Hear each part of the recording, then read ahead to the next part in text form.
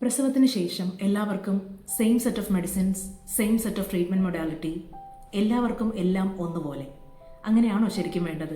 ഒരിക്കലുമല്ല.